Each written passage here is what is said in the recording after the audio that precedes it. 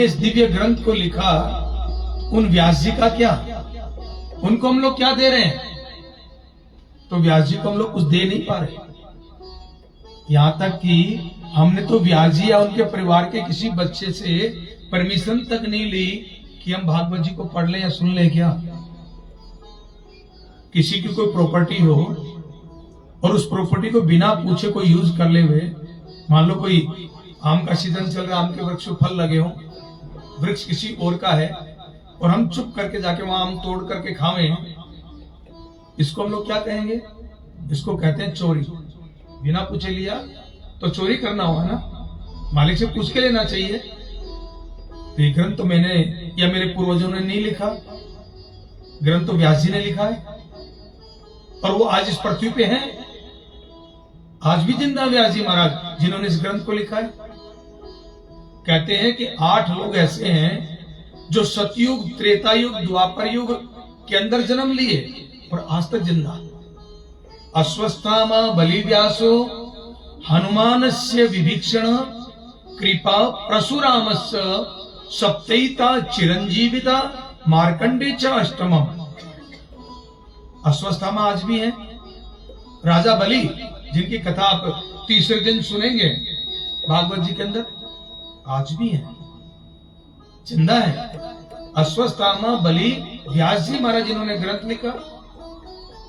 हनुमान से विभीषण, हनुमान जी महाराज और रावण का भाई विभीषण आज भी जिंदा है। हनुमान से विभीषण कृपा, पांडवों के कुल गुरु कृपाचार्य आज भी जिंदा है। और भगवान परशुराम आज भी जिंदा है। मार्कंडे ऋषि जिनकी आयु 5 वर्ष की थी सतयुग के अंदर, आज भी जिंदा है। करोड़ों वर्ष हो गए। तो व्यास जी अभी हैं, उन्होंने अपने लिए इस ग्रंथ से कोई रॉयल्टी अपने अथवा अपने परिवार के लिए नहीं रखी।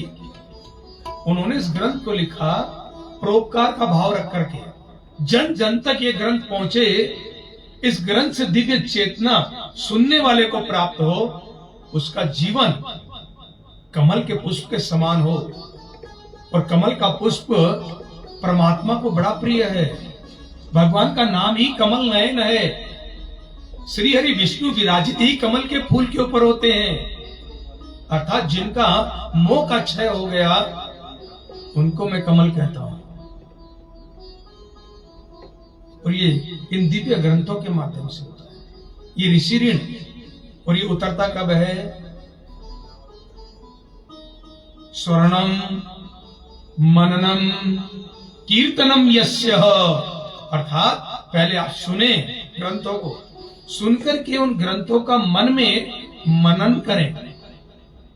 ऐसा क्यों लिखा गया, ऐसा क्यों कहा गया, उसको मनन करना चाहिए। इसके पीछे कारण क्या है, संत हमें क्या देना चाहते हैं, वो मनन करिए। और मनन कर करके पहले समझिए और समझ करके दूसरे को समझाइए आगे। जैसे मैं पहले इस ग्रंथ को पढ़ा, पढ़ के मैंने इसको मनन किया, मनन किया तभी तो आप लोगों को मैं कह पा रहा हूं। तो मैं अपना ऋषि ऋण चुका रहा हूं, मेरे पे जो ऋषि ऋण है उसको मैं चुका रहा हूं। यही तरीका ऋषि ऋण चुकाने का। आप लोगों के लिए इस दिव्य ग्रंथ को सुन करके आप संस्कार अपने जीवन में धारण करें। आपको कुछ करते हुए देख करके दुनिया आपसे प्रेरणा ले, आपको देख करके सीखे, तो आप भी अपने आप से ऋषि ऋण चुका देंगे। तो 7 दिन की इस कथा के अंतर्गत बहुत कुछ प्रसाद आपकी झोली में आएगा, बहुत प्रकार का प्रसाद आएगा। कोई एक प्रसाद भी यदि आपने अपने जीवन में धारण कर लिया ना, मानो आपने ऋषि ऋण को चुका दिया। श्रद्धा से कथा सुन रहे हैं तो देवता की कथा है तो देव ऋण चुकेगा। इसके अंश को जीवन में धारण करोगे तो ऋषि ऋण चुकेगा। और 7 दिन तक भागवत जी आपके घर आंगन में हो रही है और आपके पूर्वज बैठ करके सुन रहे हैं, तो इनकी मुक्ति का मार्ग प्रशस्त होगा, तो आपका पितृ ऋण भी चूक जाएगा। ऐसा दिव्य पावन पवित्र ये श्रीमद् भागवत दिव्य ग्रंथ है। बोलिए भागवत महापुराण व्यास जी महाराज पितृजनार्दन भगवान की जय। अब भागवत जी के अंदर प्रवेश करते हैं। अब तक आपने भागवत जी का महात्म सुना, प्रगट्य कैसे हुआ, आगे इसकी कथा आएगी। भागवत जी का प्रथम श्लोक जिसके अंदर पूरी भागवत समाई हुई है, पूरा भागवत का सार भागवत जी के प्रथम श्लोक के अंदर आ जाता है। इसके अंदर भगवान का स्वरूप कैसे है, प्रभु उसका वर्णन है, प्रभु करते क्या है उसका वर्णन है। सच्चिदानंद रूपाय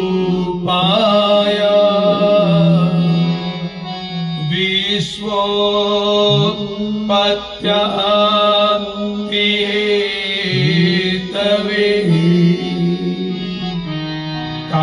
तापत्रय विनाशाय श्रीकृष्णाय वयं नुमः। प्रथम श्लोक के अंदर भागवत जी में भगवान का स्वरूप दिया, सच्चिदानंद रूपाय, भगवान का स्वरूप बताया, सत्य चित्त आनंद, सच्चिदानंद। भगवान का पहला स्वरूप होता है सत्य, दूसरा स्वरूप होता है चित्त। चित्त बोलते हैं जो हमारी बुद्धि है, हमारा भीतरी मन है, इसको चित्त कहा जाता है। और आनंद, तीन शब्द यहां पे आए।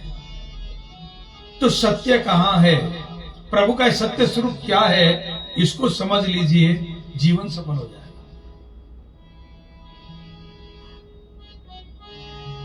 आप लोगों से मैं एक प्रश्न करूं कि आप सत्य किसे मानते हैं, किस चीज को आप सही मानते हैं, सत्य किसे मानते हैं? कोई जवाब आप लोगों के पास? भगवान है, सत्य है, बस ये बोलते हैं कि सत्य है। जैसे कई लोग नहीं मानते कि भगवान नहीं है, तो भगवान को मानते हैं, ये सत्य है। मतलब जो होता है वो सत्य है, जो होता है वो सत्य है। और कोई?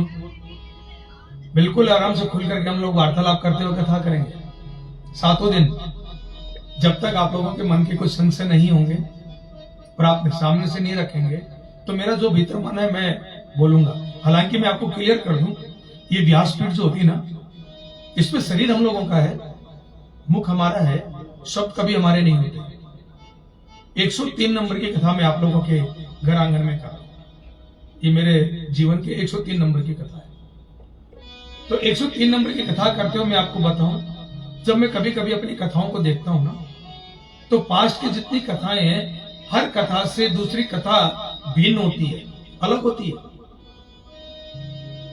उसका मेन कारण होता है कि जो श्रोता होते हैं ना, उनको क्या चाहिए, प्रभु निश्चित कर करके इस व्यासपीठ से, व्यास जी के मुखारबिंद से वही देते हैं जो आपको चाहिए। आप नहीं भी पसंद करेंगे ना, तो आप कथा गौर से सुनिए, आपको बहुत बार ऐसा लगेगा कि यही मैं जानना चाहता था, ये मैं पूछना चाहता था, और अब मेरे को मिल गया। वो देने वाले प्रभु हैं। ये गद्दी बोलती है, पंडित जी नहीं बोलते, कभी नहीं। हम लोगों की तो प्लानिंग सब धरी रह जाती है, जो प्लानिंग करते कि आज ये सुनाएंगे, पता नहीं कहां कोने में दब जाती है। सत्य, हम लोग नॉर्मली सत्य की जब बात आती है तो कहते हैं कि ये चीज मैंने अपनी आंखों से देखी है, ये सत्य है। जोर देकर कहते हैं ये एकदम सच्ची बात है, मैंने अपनी आंखों से देखा है। कहते हैं कि नहीं, ये एकदम सत्य है, मैंने अपने कानों से सुना है। तो जो हमारे कान ने सुन लिया हमारे लिए वो सत्य है, जो हमारे नेत्र ने देख लिया वो हमारे लिए सत्य है। लेकिन ये मैं आपको बताऊं, ये सत्य तो है लेकिन अधूरा है, ये पूर्ण सत्य नहीं है। पूर्ण सत्य क्यों नहीं है? क्योंकि सत्य कभी विनाश को प्राप्त नहीं होता, सत्य कभी नष्ट नहीं होता। और हम जिनको भी आंखों से देखते हैं, चाहे वो जीव है अथवा निर्जीव है, एक समय के बाद वो विनाश को प्राप्त हो जाएगा। पेड़ पौधे वनस्पति मकान जीव किसी को भी आप देखते हैं, एक समय के बाद सबका डैमेज होना निश्चित है, अंत सबका निश्चित है। इसलिए जो हमने आंखों से देखा वो सत्य नहीं हो सकता, जो कानों से सुना वो शब्द किसी के हैं, और जो शब्द बोलने वाला है वो नहीं रहेगा, तो यह भी अधूरा सत्य है। जो कभी नष्ट नहीं होता उसको कहा जाता है सत्य है, और परम पिता परमात्मा कभी नष्ट नहीं होते, क्यों? अजन्मा है। अब इसको मैं परमात्मा के स्वरूप को देखूं तो जीवन में सत्य कहां है? तो हमारे ऋषि लोग कहते हैं जीवन में यदि सत्य आपको अपनी आंखों से दिखता है तो आपको जन्म देने वाली माता सत्य है। जिस कोख से हमने जन्म लिया है ना, वह कोख सत्य है, पिता भी विश्वास है। माता कहती है कि ये तेरा पिता है, तो बच्चे के लिए वो पिता है। वो गलत हो सकता है, लेकिन जिस कोख से हमने जन्म लिया वो कोख कभी गलत नहीं हो सकता। तो माता सत्य अर्थात जन्म सत्य और अंतिम सत्य सब जानते हैं। तो जन्म और मरण के बीच में पूरा का पूरा जीवन असत्य है,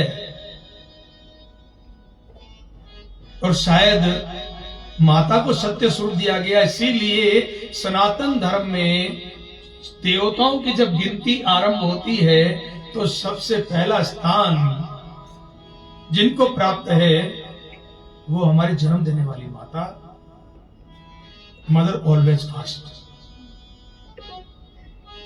फादर आल्सो सेकेंड। मातृदेवो भव पितृदेवो भव, यही शब्द लिखा गया है। ये नहीं लिखा गया पितृदेव भव मातृदेव भव, नहीं। 4 पृथक देवताओं में नंबर 1 स्थान दिया, ऑलवेज मदर इज फर्स्ट। मातृदेव भव, पितृदेव भव, आचार्य देवो भव, हमारे जीवन में गुरु लोग, और अंत में अतिथि देवो भव। अचानक से कोई लाइफ में आ जाए उसको अतिथि कहा जाता है। तो मां जो होती है ना, वो सत्य स्वरूप है, बाकी सब असत्य है। मृत्यु सत्य है, बाकी सब असत्य है। तो जिन्होंने अपने जीवन में अपनी माता को परमात्मा के स्थान पे रखा है, मानो उसने साक्षात प्रभु के दर्शन कर लिए। लेकिन हमारे पांडे जी बड़ा कलयुग के भजन गाया करते हैं, माँ बाप भारी लगते हैं और पत्थर में गणेश दिखते हैं। कैसा आया है जमाना, कलयुग घर घर राज करे। कैसा आया है जमाना, कलयुग घर घर राज करे। कलयुग घर घर राज करे, कलयुग घर घर राज करे। कलयुग घर घर राज करे, कलयुग घर घर राज करे। कैसा आया है जमाना, कलयुग घर घर राज करे। वो कैसा आया है जमाना, कलयुग घर घर राज करे। मंदिर में पूजा करे, घर घर करे कले। मंदिर में पूजा करे, घर घर करे कले। माता पिता बोझ लगे, पत्थर लगे गड़े। माता पिता बोझ लगे और पत्थर लगे गड़े। ऐसा आया है जमाना, कलयुग घर घर राज करे। ऐसा आया है जमाना, कलयुग घर घर राज करे। भाई भी करता नहीं भाई का विश्वास, भाई भी करता नहीं भाई का विश्वास।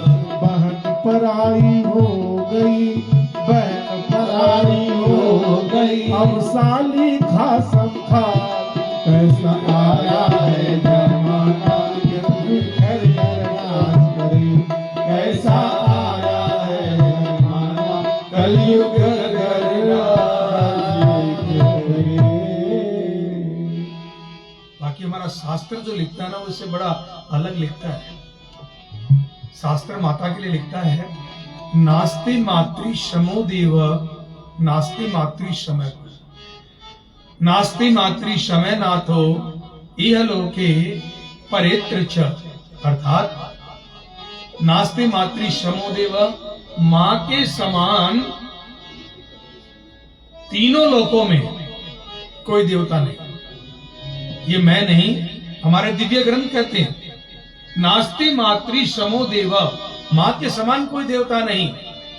नास्ति मातृ समय गुरु, मां के समान कोई गुरु नहीं दूसरा। किसी भी गुरु से आप दीक्षा लो, और एक बार जीवन में आप गुरु के सामने ऊंची आवाज में बोल करके देखो, क्या वो गुरु लौट करके आपकी तरफ देखेगा दोबारा? नहीं, आपको और आपके घर को त्याग करके चला जाएगा वो। लेकिन मां वो गुरु है कि बच्चा जीवन में न जाने कितनी बार, गिनती नहीं हो सकती, उतनी बार मां का अपमान कर देता है, लेकिन मां फिर भी बच्चे को ज्ञान देना बंद नहीं करती। सागर से गहरा, गगन से भी ऊंचा, कमल से भी कोमल कहाँ की है माता। पुत्र चाहे कुपुत्र भले हो भी जाए, पर दामन में सबको सुलाती है माता, सबको सुलाती है माता। माँ जब बच्चे का जन्म होता है तब पहला ज्ञान देना, अपने यात्रा आरंभ करती है गुरु बनने की। पहले गुरु माँ बनती है। बच्चा जब जन्म लेता है तो पहला गुरु मंत्र देती है, उस बच्चे को दूध पीना सिखाती है। बच्चा जन्म लेता है तो दूध पीना नहीं जानता, माँ उसको दूध पीना सिखाती है। यहां से माँ की यात्रा आरंभ होती है, अर्थात बच्चा जब अपने पहली श्वास लेता है, यहां से माँ अपने ज्ञान देने की यात्रा आरंभ करती है, और माता अपने अंतिम श्वास तक अपने संतान को ज्ञान देती रहती है। माँ 100 साल की बुढ़िया हो गई और बेटा 80 साल का बूढ़ा हो गया, फिर भी वो 100 साल की माता अपने 80 साल के बूढ़े को बच्चा जान करके ज्ञान देती है कि नहीं? और हम बच्चे, अरे मम्मी आपको नहीं पता, आप तो पुराने जमाने की बात करेंगी, अरे आप नहीं समझती, आपने तो कभी मेरे को समझा ही नहीं। जब ये शब्द हम सुनते तो मेरे को बड़ी हंसी आती है। अरे जब बच्चा बोलना नहीं जानता था तब ये मां समझती थी कि ये रो क्यों रहा है, ये भूख के मारे रो रहा है, किसने बाथरूम करके बिस्तर गीले कर दिए, या इसके पेट में दर्द है। जब बच्चा बोलना नहीं जानता तो मां ठीक समझती है बच्चे को, और जब बच्चा बोलना शुरू करता है और तुतला करके बोलता है, पानी को मम बोलता है, उस टाइम पे वो माँ समझती है, पिता समझता है कि मेरा बच्चा क्या बोल रहा है। दुनिया उसकी भाषा नहीं समझती, लेकिन माँ बाप ठीक समझते हैं कि बच्चा क्या बोल रहा है। अब तो भैया तो स्पष्ट बोलता है, पढ़ा लिखा है, शब्दों का ज्ञान है तेरे पास, और अब तो कहता तेरी माता तेरे को नहीं समझती। होता है कि नहीं? ना समझे में हमने भी ये कर्म किए होंगे शायद, बात बात पे माँ का अपमान कर देते हैं, लेकिन माँ फिर भी उस अपमान के सहन करते हुए, उस विष का, अपमान रूपी विष का पान करके भी बच्चे को ज्ञान देती रहती है। इसलिए नास्ति मातृ समय गुरु, माँ के समान कोई गुरु नहीं, और नास्ति मातृ समय नाथो, माँ के समान कोई रक्षक नहीं। अभी पिछले 1-1.5 हफ्ते पहले की मैं घटना बताता हूं, अपने दिल्ली की। एक माता अपने 3 साल की बच्ची के साथ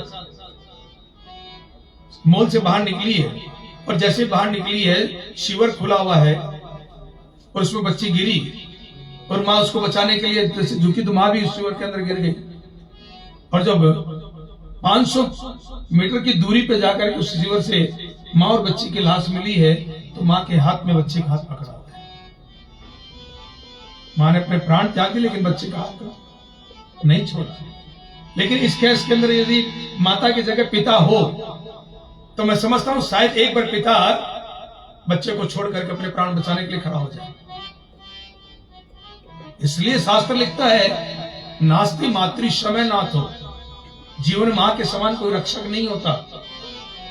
और आगे लिख दिया यह लोके परेत्र चाहे वो पृथ्वी लोक है, चाहे वो स्वर्ग लोक वैकुंठ लोक है, किसी भी लोक में मां से बड़ा कोई नहीं, इस गुरु से बड़ा कोई नहीं। 3 लोक नव खंड में गुरु से बड़ा न कोई। ये शब्द जिस गुरु के लिए लिखा गया ना, उस गुरु को हमारा एक दिव्य ग्रंथ परम गुरु कहता है। और वो परम गुरु कोई और नहीं, हमको हमारी जन्म देने वाली माता होती है। तो परमात्मा का पहला स्वरूप यदि कहीं देखना है, सत्य स्वरूप कहीं देखना है, तो अपनी माता को देख लीजिए, परमात्मा का दर्शन आपको हो जाएगा। ले लो दुआएं माँ बाप की, सर से उतरेगी गठरी पाप की।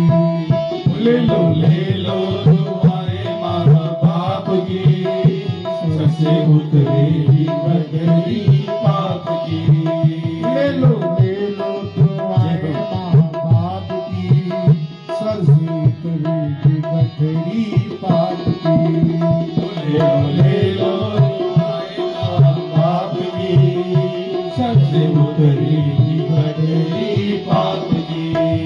माँ बाप की सेवा करोगे, माँ बाप की सेवा करोगे, जिंदगी में सदा खुश रहोगे, ओ जिंदगी में सदा खुश रहोगे।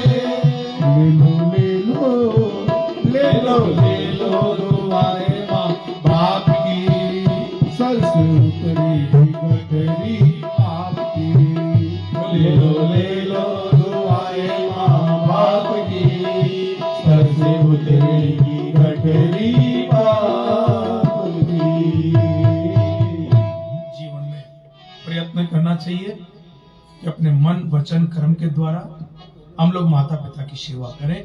वो सत्य स्वरूप है, परमात्मा का सच्चा स्वरूप यदि कोई है तो माता और पिता है। इस पत्थर में भगवान है, ये हमारी भावना है।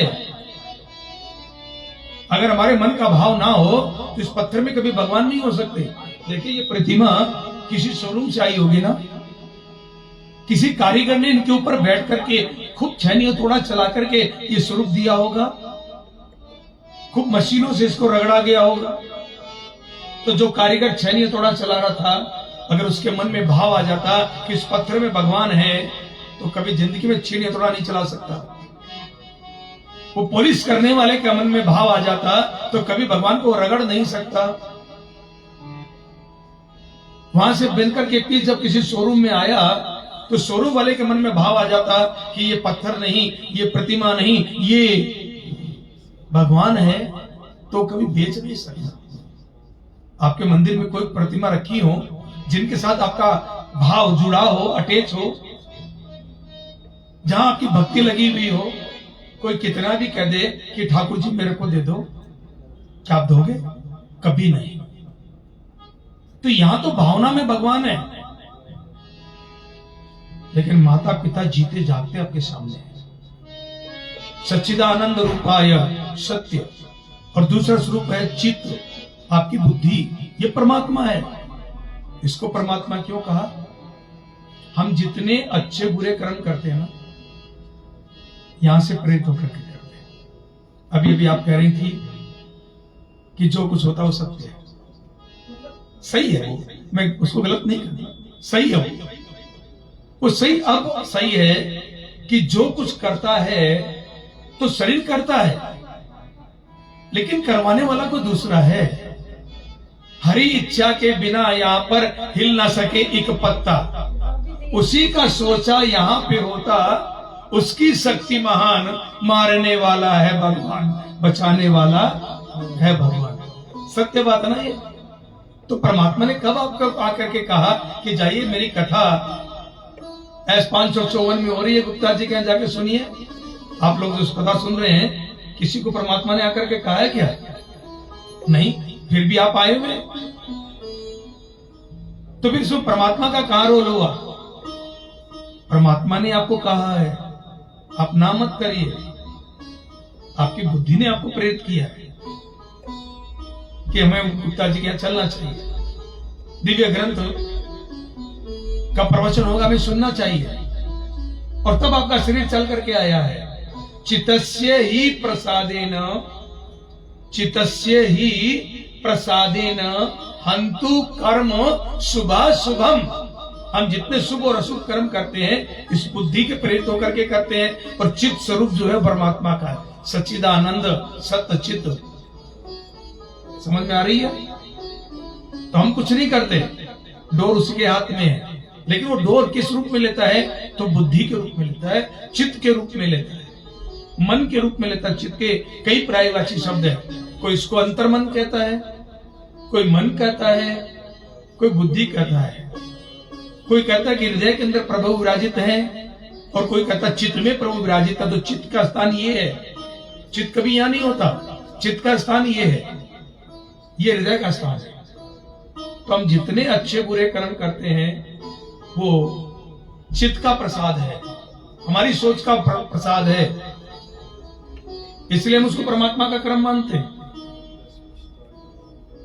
और तीसरा शब्द आ गया आनंद। आहा, कैसा एक सुंदर शब्द है आनंद। एक बार किसी के जीवन में ये आनंद आ जाए तो लाइफ टाइम कभी वापस नहीं जाता, आदमी को फकीर बना देता है। और फकीरों की जो मौज है, वाह रे मौज फकीरों की। जो आनंद सिंधु सुख राशि, जो आनंद सिंधु सुख राशि, जो आनंद सिंधु सुख राशि, सीकर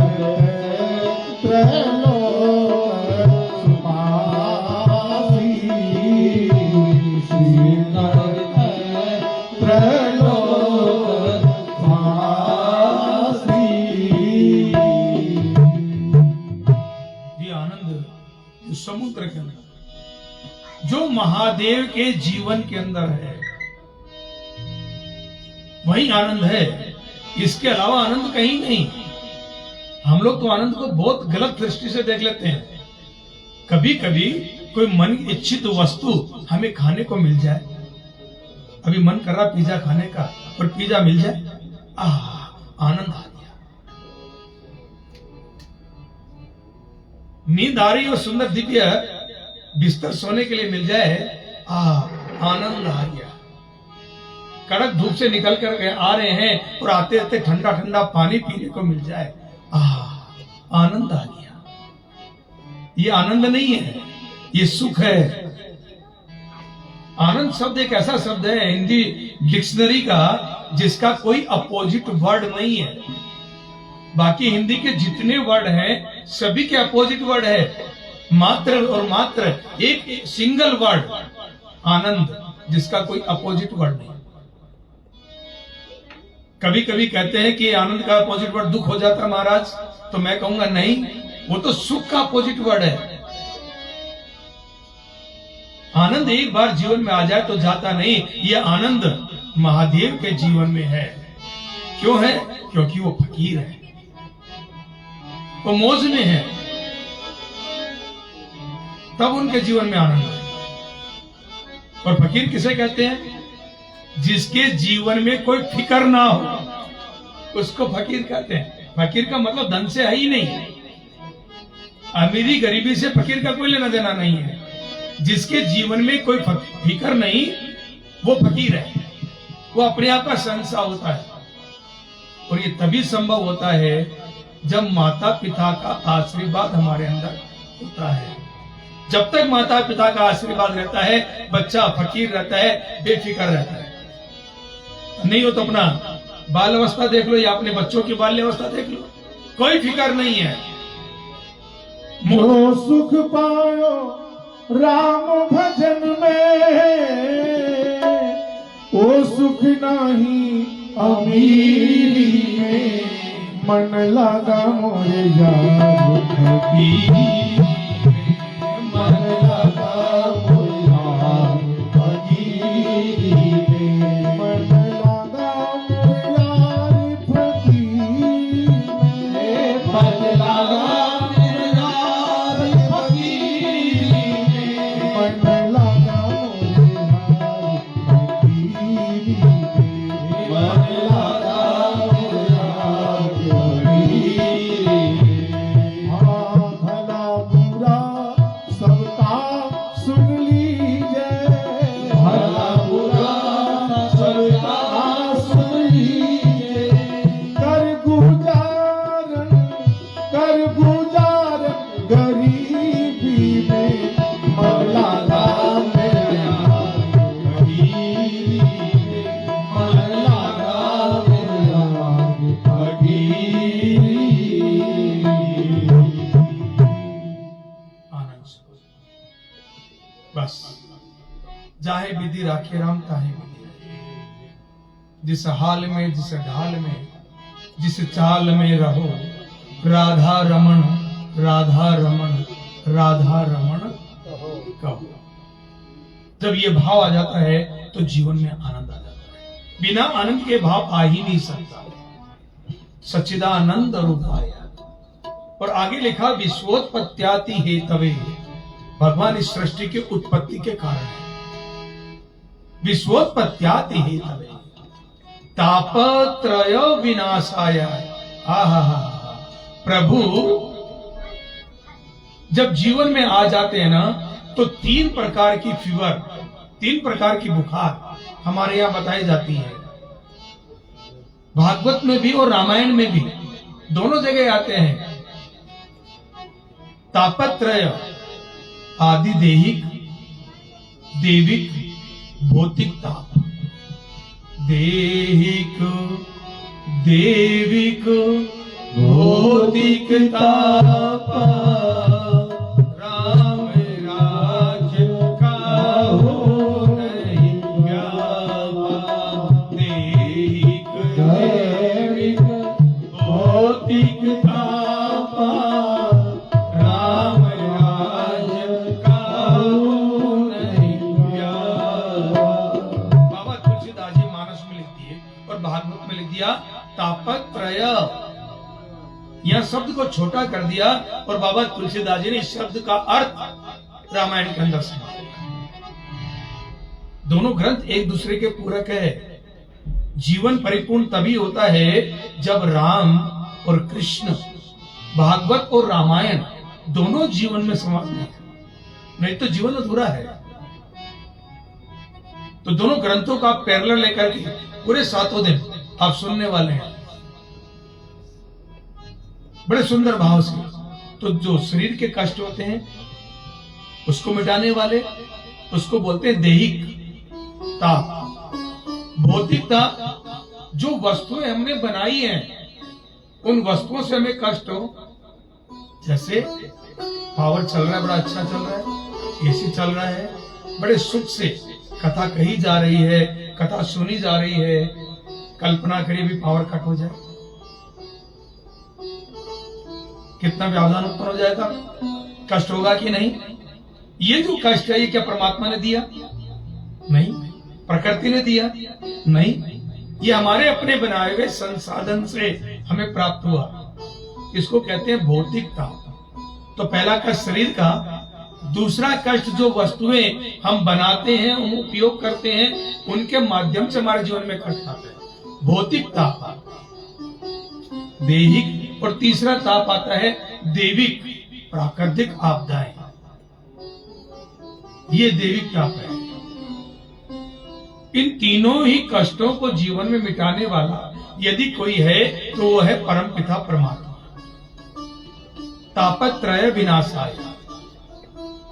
और आगे लिख दिया व्यास जी महाराज ने, श्री कृष्णाय वयम नुमः। अर्थात हम सब मिलकर के हे भगवान श्री कृष्ण आपको प्रणाम करते हैं। प्रभु को प्रणाम करते हुए व्यास जी महाराज इस कथा के अंदर प्रविष्ट होते हैं। श्रीमन नारायण नारायण नारायण श्रीमन नारायण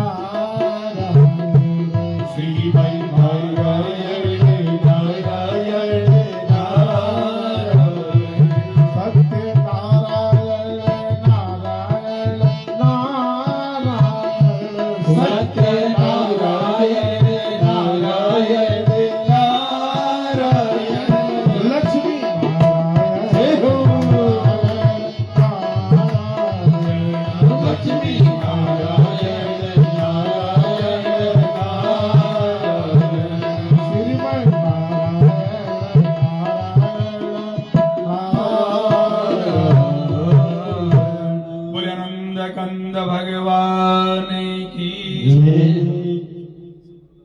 व्यास जी को प्रणाम करते हुए भागवत की पहली कथा।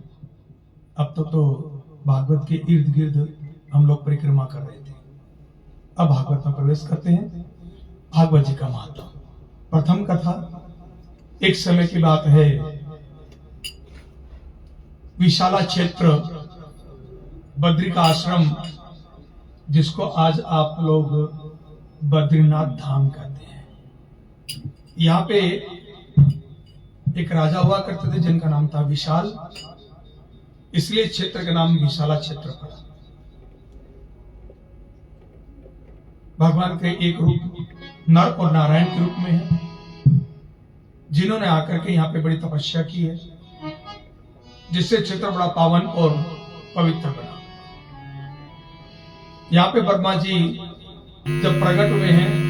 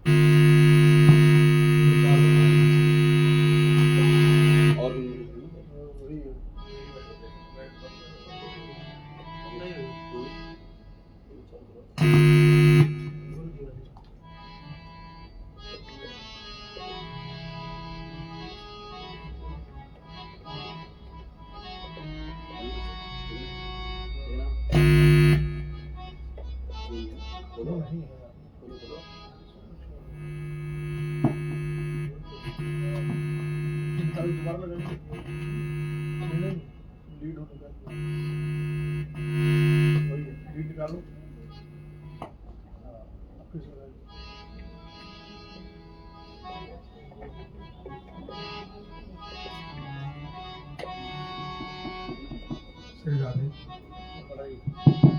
श्री राधे श्री राधे। नारायणं नमस्कृत्यं नरं चैव नरोत्तमं देवीं सरस्वतीं व्यासो ततो जयमुदीरये।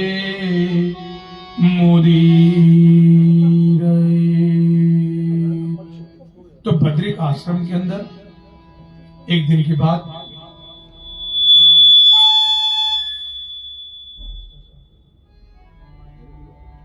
महर्षि द्वैपायन वेद व्यास जी कथा में लिखते हैं कि नारद जी महाराज बड़े उदास होकर के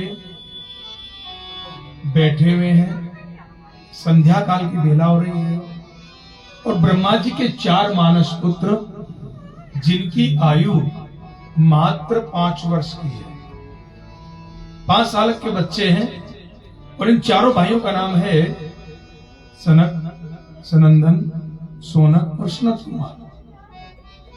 ये चारों भाई के हाथ में एक डंडा होता है। 5 साल के बालक लंगोटी पहने हुए हैं और कोई वस्त्र इनके बदन पे नहीं, हाथ में एक डंडा और निरंतर एक ही कीर्तन करते हैं,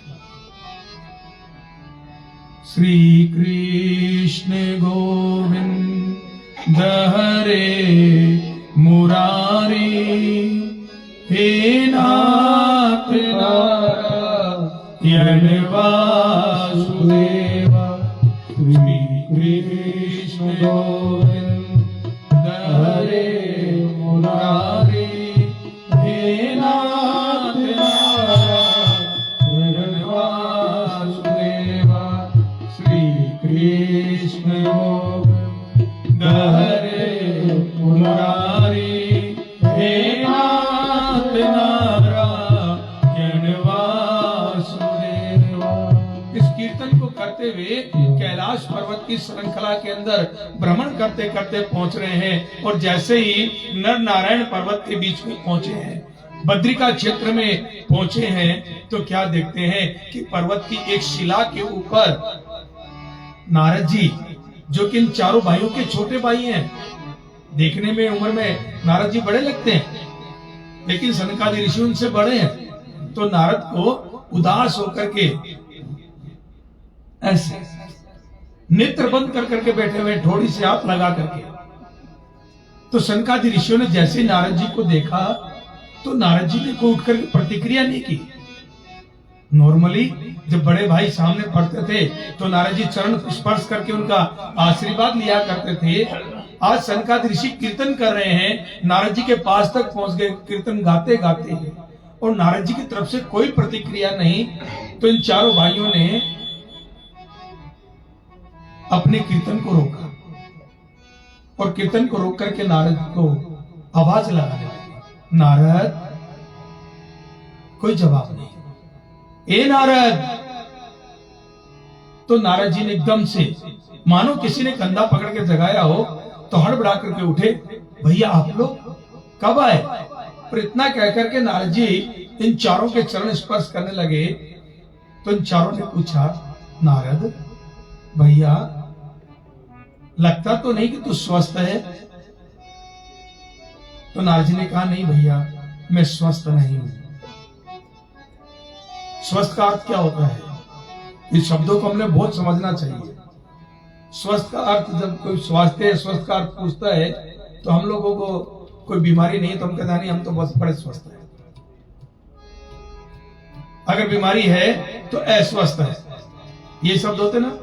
जबकि स्वस्थ का मतलब बीमारी से कोई लेना देना नहीं है। इस शब्द का संधि विच्छेद करिए तो 2 शब्द आपको मिलेंगे, स्व धन स्थ।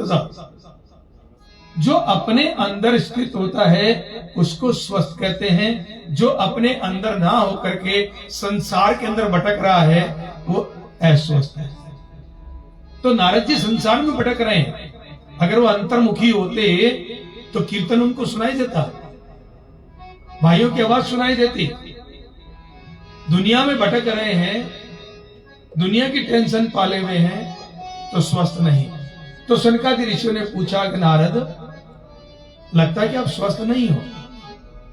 तो नारद जी ने कहा कि नहीं नहीं मैं स्वस्थ नहीं हूं, वास्तव में सही बात है। बोले क्यों, क्या हुआ? बोले प्रभु भगवान श्री हरि कृष्ण निज धाम गोलोक पहुंच गए हैं। पृथ्वी के ऊपर कलयुग का आगमन हो चुका है। पूरी भागवत फ्लैशबैक में मैं क्लियर कर दूं, पूरी भागवत फ्लैशबैक में जाएगी। जहां से हम अभी आरंभ हो रहे हैं वो लास्ट में यही पहुंचेंगे वापस। तो नारद जी कहते हैं कि भगवान श्री कृष्ण द्वारिका से शरीर त्याग करके और गोलोक पहुंच गए हैं। उनके जाने के बाद पृथ्वी के ऊपर कुछ वर्षों तक पांडवों ने राज किया है। अब पांडु लोग भी अपने पौत्र अभिमन्यु का पुत्र परीक्षित को राजगद्दी पे बिठा करके स्वयं जंगल में चले गए, हिमालय में चले गए। और इसी समय कलयुग का आगमन हो गया। तो भैया मैं बैकुंठ से पृथ्वी पे आया, किस लिए? कलयुग के दोष देखने के लिए। तो कुछ दोस्तों भी आप सुन ही रहे थे, कलयुग के हमारे पांडित जी गा करके सुनाए रहे थे। तो कलयुग को दोषों को देखने के लिए मैं पृथ्वी पे आया। तो बोले कि देख लिए दोष? बोला हाँ महाराज, कलयुग के दोष देख लिए और कुछ चमत्कार भी मैंने देखे। बोले कहां गया? तो नारद जी महाराज अपने भाई सनकादि ऋषियों को बताते हैं कि मैं पृथ्वी पे आया तो मैं कहां गया। अहम तु पृथ्वी यातो ज्ञात्वा शर्मुतमो मति पुष्करम च प्रयागम च काशीं गोदावरीं तथा एवं पश्यान् कलेर दोषान् पर्यन्त वनेत्महम् यमुना तटमापन्ने यत्र लीला हवे भूत। नारद जी कहने लगे सनकादि ऋषियों से कि भैया मैं पृथ्वी पे आया और आकर के सबसे तो पहले मैं गया पुष्कर। देखिए ग्रंथ के अंदर जो पहला स्थान लिखा गया पुष्कर अकारण नहीं लिखा जाता। एक एक शब्द जो ग्रंथों में लिखा है ना, उसके पीछे बड़े कारण छुपे हुए हैं। किसी भी चीज का कई प्रकार से अर्थ होता है। एक होता है शाब्दिक अर्थ, शब्द का अर्थ। एक होता है भावार्थ, कुछ शब्द लिखे हुए हैं, उसके शब्द पढ़ने से भाव क्या आ रहा है उस भाव के रूप में अर्थ। एक होता है गूढ़ार्थ, उस भाव के अंदर भी कुछ और भाव छुपा हुआ होता है, उसको गूढ़ार्थ कहते हैं। तो संत लोगों की बातों में बात होती है, डायरेक्टली वो कभी कुछ नहीं कहते, अपने शब्दों के अंदर बातों को आपको बोल देते हैं। अगर आप में अकल है तो समझ लो ये भवसागर की नैया पार हो जाएगी। नहीं समझ पाओगे तो उन्होंने तो जो कहना था कह दिया। ऐसे ही यहाँ गूढ़ार्थ दिए रखा है। सबसे पहले जो स्थान बताए ना, सारे मोक्ष वाले स्थान है, जो पितरों की मुक्ति के लिए स्थान है। तो तीर्थों का जो राजा है, तीर्थों में सबसे बड़ा जो तीर्थ है वो है तीर्थराज पुष्कर। तीर्थों का राजा पुष्कर है। तो सबसे पहले राजा के पास पहुंचे हैं। ये पुष्कर नामक जो जगह है ना, ये पृथ्वी का पार्ट नहीं है। ये जो सृष्टि के लिए बसाने के पृथ्वी बनी थी, उससे अलग ब्रह्मा जी ने अपने लिए ये रचना की है। आपका ब्रजमंडल जो 84 कोष की परिक्रमा हम लोग करते हैं, ये पृथ्वी का पार्ट नहीं है। ये राधा रानी के लिए भगवान श्री कृष्ण ने गोलोक से भूमि ला करके पृथ्वी के साथ जोड़ा है। ये पृथ्वी का पार्ट नहीं है। आपकी काशी बनारस जिसको आप कहते हैं, ये भगवान के त्रिशूल के ऊपर टिका हुआ है। पूरी पृथ्वी को शेषनाग उठाता है और काशी जी को त्रिशूल उठाता है। ये पृथ्वी का पार्ट नहीं है। ये महादेव का बसाया हुआ अपने लिए, पार्वती के लिए ये नगर था। देवताओं से छुप करके उन्होंने बसाया।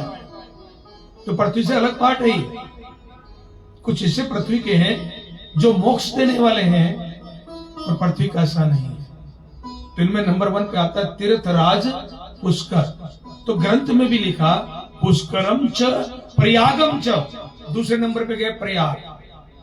अब कल्पना करिए, राजस्थान से अजमेर से कोई व्यक्ति चलता है और इलाहाबाद जाता है भौगोलिक स्थिति से, तो बीच में कोई तीर्थ नहीं पड़ता क्या?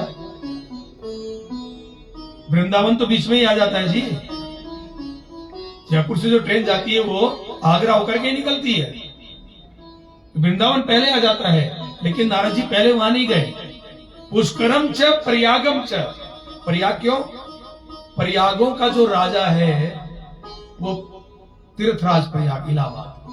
प्रयाग बोलते हैं दो नदियों का संगम, जब एक से अधिक नदियों का संगम होता है, उन संगमों में सबसे बड़ा संगम यदि कोई है तो प्रयागराज इलाहाबाद।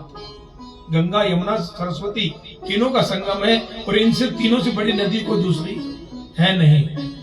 पितरों को मोक्ष देने के लिए बहुत अच्छा स्थान है प्रयागराज। तो पुष्करम च प्रयागम च, और नंबर 3 पे काशी, काशी जी, और नंबर 4 पे गोदावरी। गोदावरी नदी कहाँ है? गोमती नदी आपका कल, हाँ बिल्कुल। तो गोदावरी के साउथ की तो गंगा कहा जाता है उसको। अपने यहाँ जितना कर्म गंगा में पितरों के लिए होता है ना, साउथ वाले सारा वो कर्म जो है गोदावरी में करते हैं।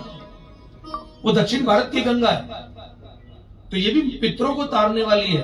सभी स्थान पे पितरों को तारने वाले पे गए, जहां जहां पितरों को तारने वाले स्थान पे गए वहां कलयुग का दोष इतना नहीं है। नारद जी देख रहे हैं, और वहां से चलते चलते नारद जी कहते हैं यमुना तट मापन ने, अब ख्याल आया वृंदावन का। बड़ा सुंदर धाम है। इस सुंदर धाम पे तो राधे राधे रटते हुए कोई परिक्रमा कर ले तो मुक्ति हो जाएगी। हरे वृंदावन धाम अपार, रटी जा राधे राधे। वृंदावन धाम अपार, रटी जा राधे राधे। जपे जा राधे राधे, जपे जा राधे राधे। रटे जा राधे राधे, रटे जा राधे राधे। राधे सब देवन की सार, रटे जा राधे राधे। राधे सब देवन की सार, रटे जा राधे राधे। वृंदावन धाम अपार, रटे जा राधे राधे। ओ वृंदावन धाम अपार, रटे जा राधे राधे। रटे जा राधे राधे, रटे जा राधे राधे। रटे जा राधे राधे, रटे जा राधे राधे। राधे सब देवन की सार, रटे जा राधे राधे। राधे सब देवन की सार, रटे जा राधे राधे। वृंदावन में जो आयो, तन राधा नाम गायो। जो वृंदावन में आयो, राधा नाम गायो।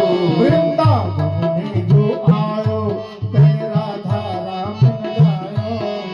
वृंदावन में आयो, तन राधा नाम गायो। तेरा जीवन है धिक्कार, रटे जा राधे राधे। तेरा जीवन है धिक्कार, रटे जा राधे राधे। वृंदावन धाम अपार, रटे जा राधे राधे। ओ वृंदावन धाम अपार, रटे जा राधे राधे। वृंदावन धाम की जय हो। नारद जी महाराज कहने लगे सनकादि ऋषियों से कि भैया यमुना जी के किनारे किनारे मैं वृंदावन धाम के अंदर गया हूँ। हरि लीला हवीर अभूत, वहां पे बड़ी आश्चर्यजनक लीला मैंने अपनी आंखों से देखी। सनकादि ऋषि पूछने लगे कि हे नारद, ऐसा तूने क्या देख लिया वहां पे? तो कहने लगे बोला भैया मैंने वहां पे देखा कि एक नव युवती जवान स्त्री है, पृथ्वी के ऊपर बैठी हुई है। उसके गोद के अंदर दो बूढ़े, जिनकी दाढ़ी सफेद है, बाल सफेद है, शरीर जर्जर है, उस नव युवती स्त्री की गोद में सर रख करके मूर्छित होकर के गिर पड़े हुए हैं जमीन पे। वो नव युवती रो रही है, और दो दाएं और बाएं स्त्रियां खड़ी हुई हैं, जो स्त्री रो रही है उसको पंखा कर रही है। बोले फिर नारद? बोला भैया मैं देख करके आश्चर्यचकित हो गया, लेकिन मैंने देख करके अनदेखा कर दिया, मुंह फेर करके मैं आगे चला गया। तो पीछे से उस स्त्री ने मेरे को आवाज दी, भो भो साधो क्षण तिष्ठ मपि चिंता मपि नाशय दर्शनम तव लोकस्य सर्वथा हरम परम। देवी मेरे को आवाज देने लगी, भो भो साधु क्षण तिष्ठ, हे साधु हे संत कुछ क्षण के लिए आप रुक जाओ, मेरी तरफ देखो, मेरी व्याधि मेरी चिंताओं का नाश करो। संत कहकर के जब मेरे को पुकारा तो नारद जी कहते भैया मैं उस स्त्री की तरफ देखने लगा तो स्त्री कहती है कि आप तो संत हैं, और संत का तो काम ही है कि दूसरे के दुखों का नाश करे। संत का तो काम ही है कि समस्याओं का समाधान करे, समस्याओं का अंत करे। संत शब्द है ना, स धन अंत, संत स धन अंत, संधि विच्छेद हुआ इसका। स का अर्थ होता समस्या और अंत का मतलब उसका अंत। जो जीवन में समस्याओं का अंत करवा देता है ना, उसको संत कहा जाता है। समस्या का अंत जो करता उसे ही संत कहते हैं। समस्या का अंत जो करता उसे ही संत कहते हैं। समस्या का अंत जो करता उसे ही संत कहते हैं।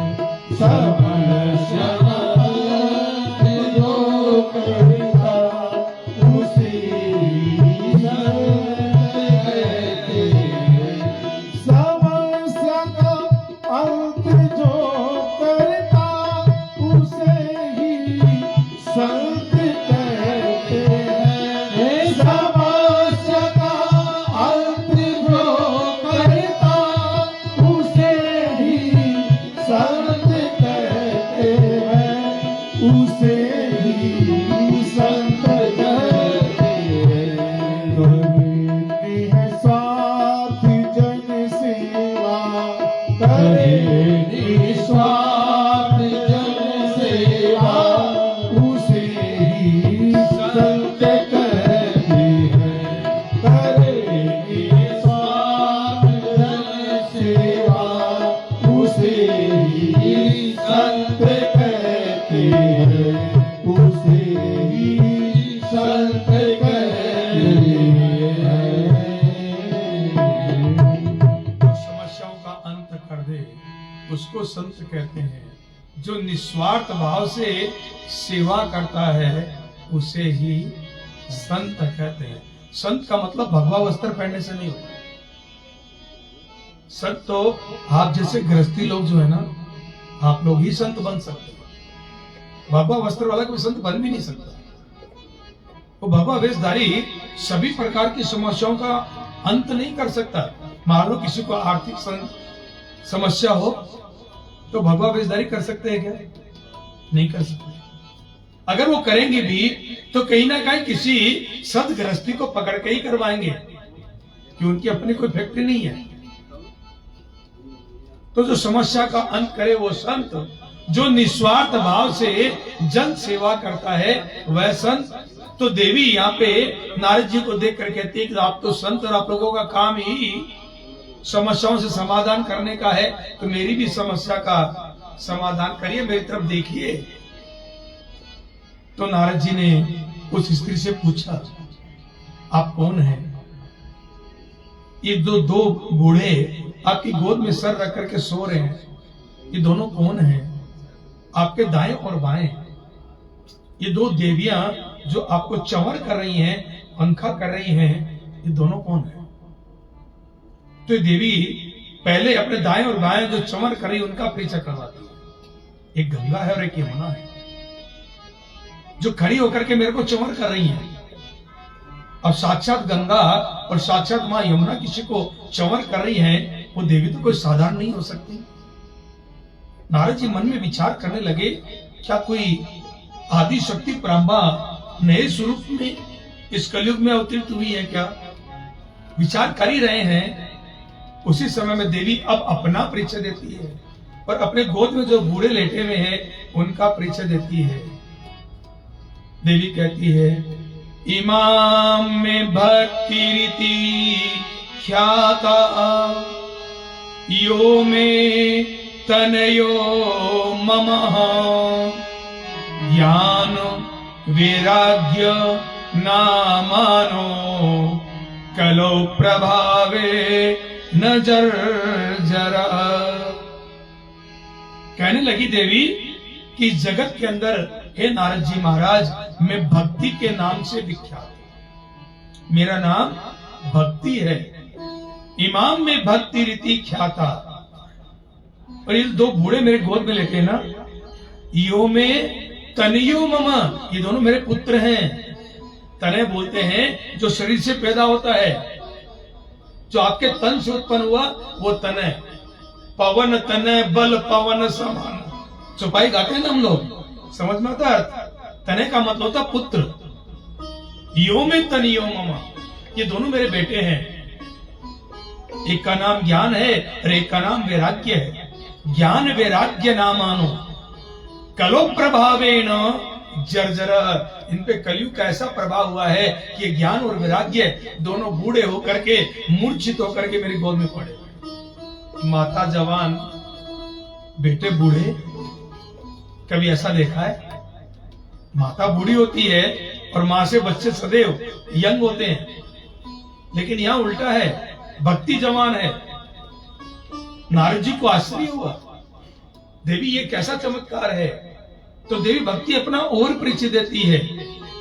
उत्पन्नम द्रविड़म साहे, मैं द्रविड़ देश में उत्पन्न हुई। द्रविड़ देश आपका आ गया, जहां मद्रास वगैरह ये अपना साउथ का एरिया है, ये द्रविड़ देश है। उत्पन्नम द्रविड़ा साहे, ये भक्ति वहां जन्म ली है। वर्धिम कर्नाटकम गते, वहां से आगे बढ़ी तो कर्नाटक में आई है, तो भक्ति थोड़ी सी जवान हुई है, थोड़ी सी बड़ी हुई है, पूरी रूप से बड़ी नहीं है। जन्म द्रविड़ देश के अंदर, कर्नाटक के अंदर थोड़ी बड़ी हुई। क्वचित क्वचित महाराष्ट्र, भागवत कहती है कि भक्ति जो है कर्नाटक से आगे बढ़ी तो महाराष्ट्र में प्रवेश की है, और महाराष्ट्र में थोड़ी थोड़ी और बढ़ी हुई। और जैसे ही गुर्जरे जीर्णताम गतः, जैसे महाराष्ट्र से आगे बढ़ी और गुजरात के अंदर प्रविष्ट हुई तो भक्ति बूढ़ी हो गई और ज्ञान वैराग्य यंग हो गए। आज जितने वक्ता जिनको हम लोग हृदय से नमन करते हैं, गुजरात के परम श्रद्धेय डोंगरे जी महाराज, आज तक भागवत के ऊपर उनके जैसी टीका करने वाला कोई वक्ता नहीं हुआ। जैसे कथा डोंगरे जी ने भागवत जी को एक एक शब्द को, एक एक अक्षर को समझा करके एक नया ग्रंथ तैयार कर दिया, भागवत रहस्य। कभी फुर्सत मिले तो लाइफ में एक बार उसको पढ़ करके देखिए, बहुत दिव्य ग्रंथ है। जिनको वास्तव में सायुज्य मुक्ति चाहिए, भागवत रहस्य को समझ लीजिए, इस पूरे भागवत का रहस्य है उसके अंदर। गुजरात के थे डोंगरे जी महाराज। कभी ऑडियंस को देख के आपने कथा नहीं की, कभी श्रोताओं को देख के कथा नहीं की। व्यासपीठ के ऊपर बैठते थे तो लड्डू गोपाल जी को अपनी तरफ मुंह करके बैठाते थे और लड्डू गोपाल जी को देख करके ठाकुर जी को कथा सुनाते थे और भाव विभोर होकर के खूब रोते थे कथा के अंदर, भाव विभोर होकर के खूब हंसते थे कथा के अंदर। और भाव भाव के अंदर व्यासपीठ पे आधे लेट जाया करते थे। बिल्कुल ये भान नहीं था कि कोई मेरे को देख रहा है, कोई मेरे को सुन रहा है, क्योंकि ऑडियंस को कथा सुनाते ही नहीं थे। वो तो ठाकुर जी को कथा सुनाया करते थे। कभी एक नए पैसे से काम नहीं, कभी नहीं। कोई धन कोई संपदा उनके जीवन में नहीं रही।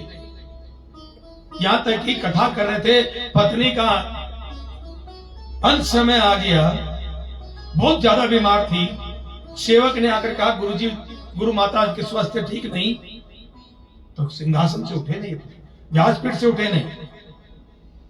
जिसने दिया वो संभालेगा। और अपनी कथा करते रहे। कथा से उतर कर नीचे आए, हॉस्पिटलाइज किया गया। पत्नी को तो गुरुजी की जेब में बिल चुकाने के लिए पैसे नहीं। ऐसा साधुवत जीवन। ऊपर में एक बंडी पहनते थे, जो जेब वाले बनियान सुने होंगे ना, वो बंडी पहनते थे और नीचे धोती होती थी, इसके अलावा कुछ नहीं बदन पे। ऐसे उद्भट विद्वान गुजरात के अंदर हुए। वहां ज्ञान और वैराग्य आज भी है। बड़े बड़े वक्ता मुरारी बापू, गुजरात, क्रीट भाई ओझा, गुजरात से एक बड़ा विद्वान गुजरात ने दिया है। तो यहां भक्ति पीढ़ी हो गई, ज्ञान वैराग्य है, भक्ति नहीं।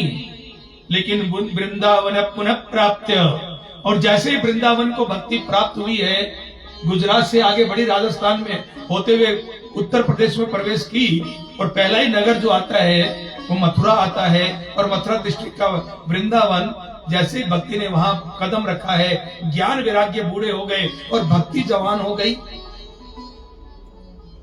अब देखिए, वृंदावन के अंदर एक साइकिल रिक्शे वाला भी चलता है ना, तो सामने कोई आ गया तो घंटी नहीं बजाता, उसका अलार्म होता है, राधे राधे। जिसको देखो वही राधे राधे। और वृंदावन नाम जाए, और वृंदावन जाकर के राधा नाम ना जपे तो जीवन व्यर्थ। राधा का बड़ा महत्व है। यदि कन्हैया जीवन में चाहिए, यदि कान्हा जी कृपा चाहिए, तो बिना राधा रानी के कान्हा नहीं मिलता। सुना है संत के मुखार बिन से कि एक मोर बरसाना के अंदर बैठ करके राधे राधे राधे राधे राधे राधे राधे राधे जपता था। लेकिन वृषभानु नंदनी ने कभी नजर उठा करके मोर की तरफ नहीं देखा। मोर बड़ा दुखी हुआ, वृंदावन आया, बिहारी जी से प्रार्थना करने लगा, प्रभु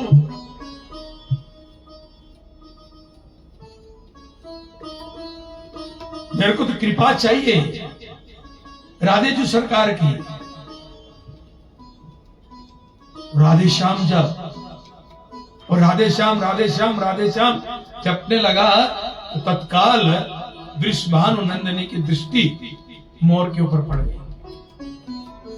वृंदावन जाएं, इस व्रत क्षेत्र में जाएं, और प्रभु का स्मरण ना हो, मुख पे राधा नाम ना हो, तो जीवन व्यर्थ ही है ना। वृंदावन को प्राप्त होते ज्ञान वैराग्य समाप्त। कथावाचक तो वृंदावन में भी बहुत है, कम नहीं है। एक से एक बड़े कथावाचक वृंदावन में भरे हुए, लेकिन रहस्यों का ज्ञान नहीं है। आडंबर ही आडंबर है। खूब रासलीला मिलेगी उनकी कथा में, खूब भजन मिलेंगे उनकी कथा में, खूब नाचने को मिलेगा उनकी कथा में। ज्ञान और वैराग्य की चर्चा नहीं मिलेगी, क्योंकि यहां पे ज्ञान वैराग्य बूढ़े हो गए, अचेत अवस्था में चले गए, मूर्छित हो गए हैं। तो नारद जी ने भक्ति के आग्रह करने पे ज्ञान और वैराग्य दोबारा चेतन हो, ज्ञान और वैराग्य दोबारा जवान बने, इसके लिए ज्ञान और वैराग्य के पास बैठ करके दोनों के कानों में श्रीमद् भगवत गीता का पाठ सुनाया। 700 श्लोक। उस गीता के ज्ञान को ज्ञान और वैराग्य ने अपने कानों से सुना, नेत्र खोले, उठ करके बैठने का प्रयत्न किया, और वापिस मूर्छित होकर के अपनी मां भक्ति की गोद में गिर पड़े।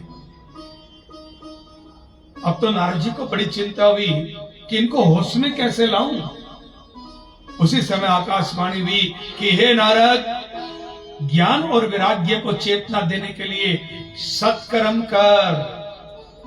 अब नारद जी सत्कर्म क्या होता है इस संशय में पड़ गए। संतों के पास गए। किसी संत ने कहा कि हे नारद जी महाराज, किसी भूखे को खाना खिला दो, ये सत्कर्म होता है। तो दूसरे संत ने कहा कि प्यासे को पानी की व्यवस्था कर दो, प्याऊ लगा दो, इससे बड़ा कोई सत्कर्म नहीं हो सकता। एक संत ने कहा कि किसी गरीब बच्चे को शिक्षा का दान दे दो, इससे बड़ा कोई सत्कर्म नहीं हो सकता। तो चौथे ने कह दिया किसी गरीब कन्या का विवाह संस्कार करवा दो, इससे बड़ा कोई संस्कार नहीं है, सत्कर्म नहीं हो सकता। तो कोई संत कहता है किसी बीमार के पास में उपचार के लिए पैसा नहीं है तो उसका उपचार करवा दो, दवा की व्यवस्था कर दो। तो पांचवा संत कहने लगा कि कोई आसक्त हो तो उसको हाथ पांव दबाकर उसकी सेवा कर दो। लेकिन क्षमा करें, ये सारे के सारे कर्म पुण्य कर्म तो है, सत्कर्म नहीं है। तो नारद जी महाराज अनेकों अनेक ऋषियों के पास जा रहे हैं, सत्कर्म को तलाश कर रहे हैं। कहां सत्कर्म, क्या होता है सत्कर्म? तो नारद जी इन सनकादि ऋषियों को कहते, भैया तब से लेकर के आज दिन तक मैं उन ज्ञान और वैराग्य को चेतना देने के लिए सत्कर्म को ढूंढ रहा हूं कि व्हाट इज दिस सत्कर्म, ये सत्कर्म क्या है और कहां है। सनकादि ऋषि मंद मंद मुस्कुराए, कहा कि हे नारद, सत्कर्म तुम तेरे को अभी बता सकते हैं कि सत्कर्म क्या है, लेकिन जब तक प्रैक्टिकल करके नहीं दिखाएंगे तेरे समझ में नहीं आएगा।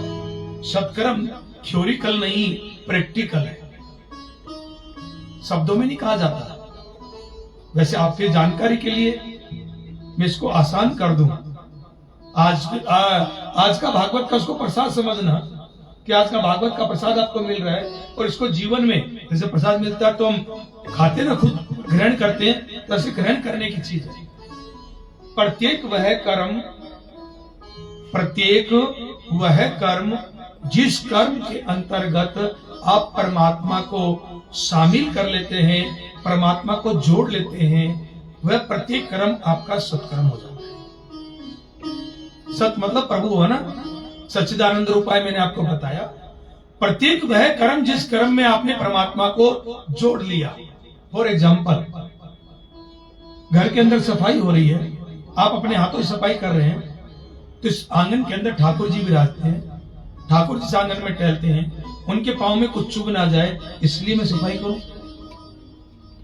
आप रसोई में खड़े हुए हैं और अपने लिए, अपने बच्चों के लिए, अपने परिवार के लिए आप भोजन तैयार कर रहे हैं, लेकिन भोजन तैयार करते करते आप मन में एक भाव ले आए, ये ठाकुर जी के लिए भोग तैयार हो रहा है, तो ये आपका भोजन बनाना ही सत्कर्म हो जाएगा, क्योंकि आपने भोजन के साथ परमात्मा को जोड़ लिया, ठाकुर जी के लिए भोग बन रहा है। और एक स्त्री के जब भोग बनाती है ना, तो सबका टेस्ट दिमाग में होता है, पति को क्या चाहिए, सासू जी को कैसा टेस्ट चाहिए, ससुर को कैसा टेस्ट चाहिए, बच्चों को क्या चाहिए। घर में 2 से 3 सब्जी 4 सब्जी, इससे ज्यादा रोज नहीं बनती अपने यहाँ पे, लेकिन वो 3-4 सब्जी जो बनती है, उन 3-4 सब्जी में परिवार में यदि 10 लोग भी हैं तो 10 को अपना अपना टेस्ट मिल जाता है और 10 के 10 तृप्त हो जाते हैं, कोई अतृप्त नहीं रहता। और वही चीजें हम जब होटल में जाते हैं, ऑर्डर करके मंगाते हैं, पेट तो भरता है, संतुष्टि नहीं आती, एक जो तृप्ति आती है अंदर से वो नहीं मिलती, क्योंकि वहां जो शेफ बना रहा है ना, उसका भाव आपके साथ नहीं जुड़ा हुआ। तो जिस कर्म के साथ आप परमात्मा को जोड़ लेते हैं, हमारे भाई लोग जब ऑफिस जाते हैं, आप जब ऑफिस जाएं और अपनी गद्दी पे बैठे हैं, तो ये शिव की गद्दी है, मैं शिव की गद्दी पे बैठ रहा हूं, इस भाव को रखते हुए आप अपनी गद्दी को नमन करके बैठे हैं। अब आपका ये व्यापार करना ही सत्कर्म हो गया।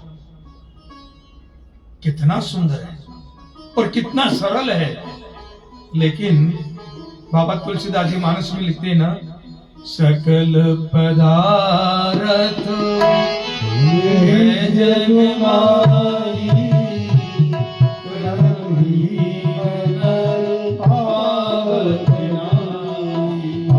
सकल पदार्थ जग माही परम ही नाई। ऐसा कुछ इस जगत में नहीं है जो ना हो। हर पदार्थ इस जगत के अंदर उपलब्ध है। लेकिन जो कर्महीन होते हैं ना, कर्महीन से मतलब भाग्यहीन से नहीं होता, जो हम अपना कर्म करते हैं, जो अपनी ड्यूटी निभाते हैं, उससे जो बिगड़ा हुआ है उसको कभी प्राप्त नहीं होता। हम व्यापार करते हुए परमात्मा को प्राप्त कर सकते हैं। और एक बात मैं आपको और बता दूं, कभी पेड़ से उल्टे लटके हुए को परमात्मा नहीं मिले। सत्य है ये। पेड़ से जो उल्टा लटका हुआ है उसको परमात्मा नहीं मिले। परमात्मा सदैव उस व्यक्ति को मिले हैं जो अपनी ड्यूटी के ऊपर तत्पर रहा है। सबरी, राम जी चल के गए उसके यहां पे। सबरी ने कौन सी तपस्या की, सबरी ने कौन से शास्त्र में पीएचडी कर रखी थी कि स्वयं प्रभु चल करके उनके यहां पे गए। गुरु ने आदेश किया इस मार्ग से राम आएंगे। सबरी दासी थी और दासी का कर्म था झाड़ू बुहारी करना, तो रोज झाड़ू लगाती, इस रास्ते से मेरे राम आएंगे, उनको कांटा ना चुभ जाए, उनको कंकड़ ना चुभ जाए। और सुबह से लेकर शाम तक राम जी की प्रतीक्षा करते थे। आज प्रभु को जरूर कोई दूसरा भक्त पुकार लिया होगा, इसलिए मेरे राम नहीं आए, कल अवश्य आएंगे। इस भाव के साथ अगले दिन पुनः उठती और अपने कार्य में लग जाती। राम चल करके मेरी झोपड़ी के भागा भूल जाएंगे, राम आएंगे। मेरी झोपड़ी के भागा भूल जाएंगे, राम आएंगे। हाँ, राम आएंगे, आएंगे, राम आएंगे। ओ राम आएंगे, आएंगे, राम आएंगे। हो, मेरी झोपड़ी के भागा भूल जाएंगे, राम आएंगे। ओ मेरी झोपड़ी के भागा भूल जाएंगे, राम आएंगे।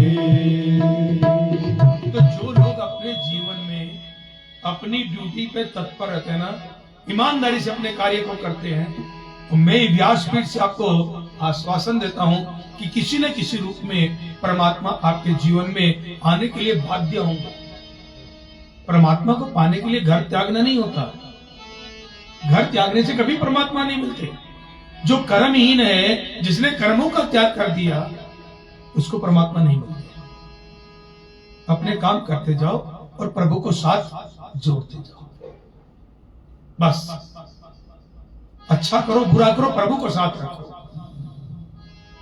परमात्मा मिलेंगे। चाहे किसी रूप में आए, राम बन के आए, चाहे श्याम बन करके आए। सत्कर्म बड़ा ईजी है, लेकिन ये करना पड़ता है, इसलिए इसको प्रैक्टिकल बोला मैंने आपको। पंडित जी ने बोल दिया कि अपनी गद्दी को प्रणाम करो, थ्योरी हो गई, इससे परमात्मा नहीं मिलने वाले। ये तब मिलेंगे जब प्रैक्टिकल करोगे। और ज्ञान दो तरह से दिया जाता है। ज्ञान किसी को भी दो प्रकार से दिया जाता है। एक, जैसे मैं आप लोगों को दे रहा हूं बोल करके। दूसरा, हम कुछ करें, हमें करते हुए कोई देखे और देख करके सीखे। जो आपको करते हुए देख करके सीखता है वो 100% उसके अंदर जाएगा। बोलने वाले का ज्ञान 100% अंदर नहीं जाता। तो आचरण में आप धारण करेंगे तो आपकी संतान धारण करेंगे, और आपके इष्ट मित्र जो आपके जीवन में आपके साथ जुड़े हुए हैं वो सब धारण करेंगे। सबका कल्याण हो जाएगा। ये परमार्थ हो जाएगा, अनजाने के अंदर ही परोपकार हो जाएगा। आप तो अपना काम कर रहे हैं, आपको देख के दूसरा सीख रहा है, उसका भी मार्ग प्रशस्त हो रहा है ना, अनजाने में परोपकार हो गया। और शास्त्र में लिखते हैं परोपकाराय पुण्याय पापाय परपीड़नम। परोपकार से बड़ा कोई पुण्य नहीं और दूसरे को सताने से बड़ा कोई पाप नहीं। नारायण को परोपकार बड़ा प्रिय है, बहुत प्रिय है। जो दूसरे की सेवा करता है, दूसरे के जीवन में काम आता है, भगवान उसको बहुत स्नेह, बहुत प्रेम करते हैं। नारद जी ने कहा तो भैया फिर प्रैक्टिकल करके दिखाओ। बोले ऐसे नहीं, इसके लिए भी उचित स्थान होना चाहिए। कल तक यही ड्राइंग रूम था, कुछ और स्वरूप इस ड्राइंग रूम का रहा होगा। और आज वही मकान, वही ड्राइंग रूम, लेकिन उसकी छवि कुछ और है, क्योंकि आज यहां पे प्रभु विराजित है। आपसे पहले भी आप लोग इस स्थान पे बैठे होंगे। क्या कभी आपका इतना सात्विक भाव इस प्रांगण में जो अभी है वो पहले कभी हुआ है? क्यों? पहले क्यों नहीं हुआ? आज क्यों हो रहा है? मकान तो वही है, भवन तो वही है, और हम सब भी तो वही हैं, हम भी तो अलग नहीं है। एक पहले प्रभु नहीं थे साथ में, आज सत्संग हो रहा है। एक आप हैं और दूसरे सत्य है, परमात्मा है। तो इसके लिए स्थान बड़ा पवित्र और पावन चाहिए। तो बोले भैया कहां? बोले गंगा के तट पे। तो मुजफ्फरपुर यहां पे अपना है मुजफ्फरनगर, इससे 24 किलोमीटर पूर्व दिशा में गंगा का एक तट है, एक स्थान है जिस स्थान का नाम है शुक्रताल। बरगद का विशाल वृक्ष, गंगा का किनारा, उस वृक्ष की छांव में नारद जी वृंदावन से ज्ञान वैराग्य और भक्ति को साथ में किसी तरह लेकर के पहुंचे हैं। और उस समय पृथ्वी के बड़े बड़े ऋषि मुनि ज्ञानी सब के सब गंगा के तट पे एकत्रित हुए हैं। और 7 दिन तक सनकादि ऋषियों ने ज्ञान और वैराग्य को चेतना देने के लिए, ज्ञान वैराग्य गए नहीं है, सोए हुए हैं। इसका अर्थ क्या है?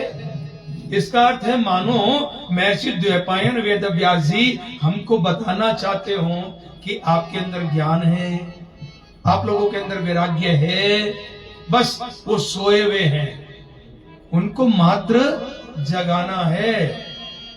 भक्ति तो हम में बहुत है, भक्ति तो हमारे अंदर कूट कूट करके भरी हुई है, लेकिन मात्र भक्ति से ही बात नहीं बनेगी, क्योंकि ज्ञान और वैराग्य के बिना भक्ति बांझ होती है। जिस माता के कोई संतान नहीं होती वह माता बांझ कहलाती है।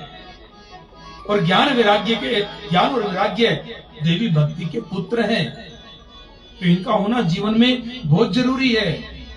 तो ये सोए हुए ज्ञान और वैराग्य को बल देने के लिए इस भागवत रूपी वृक्ष की छांव में बैठना पड़ेगा, तब वो ज्ञान और वैराग्य हमें प्राप्त होता है।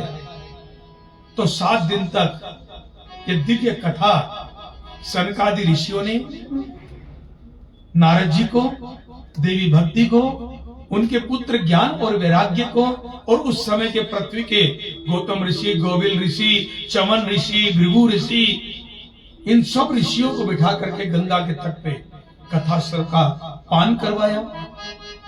7 दिन तक कथा का जब पान हो गया है, तब 7वां दिन था कि ज्ञान और वैराग्य जो अचेत होकर के लेटे हुए थे उनको चेतना प्राप्त हो गई है। ज्ञान और वैराग्य उन्हें नवयुवक बन गए हैं। अब उनमें बल आ गया है। ज्ञान और वैराग्य के अंदर, अपने पुत्रों के अंदर जब बल आया देखा, अपने पुत्र को जब युवा होते हुए भक्ति देवी ने देखा, तो भक्ति देवी के हृदय के अंदर मानो आनंद की लहर दौड़ पड़ी, खड़ी हो गई है कथा के अंदर, और खड़ी होकर अपने दोनों पुत्रों का हाथ पकड़ा, ज्ञान और वैराग्य का, और नारद जी के पास गई और नारद जी को कहा जाकर के धन्यवाद दिया। अहो नारद धन्योस्मि, हे नारद आज मैं बहुत धन्य हुई तुम्हारा साथ पा करके, ये सत्संग पा करके मेरे दोनों बच्चे युवान हो गए हैं। अब बताओ आगे मेरे को क्या करना है? मैं अपना जीवन अपने पुत्रों को सहित प्रभु के चरणारविंद में स्थापित करना चाहती हूँ। जीवन है तेरे हवाले, जीवन है तेरे हवाले मुरलिया वाले, जीवन है तेरे हवाले मुरलिया वाले, जीवन है तेरे हवाले मुरलिया वाले, जीवन है तेरे हवाले मुरलिया वाले, हाय रे मुरलिया वाले, आए रे संवरिया प्यारे, आए रे मुरलिया वाले, आए रे संवरिया प्यारे, जीवन है तेरे जय हो। मुरलिया वाले, जीवन है तेरे हवाले, मुरलिया वाले। हम कठपुतली तेरे हाथों की, हम कठपुतली तेरे हाथों की, हम कठपुतली तेरे हाथों की, हम कठपुतली तेरे हाथों की। चाहे तुझे से जय हो।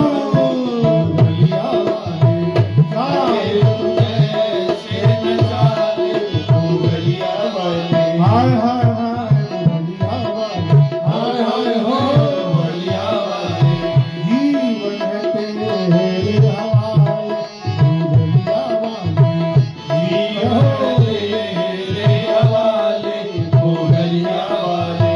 हमको मुरली तेरे अधरों की, हम तो मुरली तेरे अधरों की, तेरे अधरन की, तेरे अधरन की, तेरे अधरन की, हाँ तेरे अधरन की। ऐसे नहीं, जरा दोनों हाथ जय उठाओ। हो।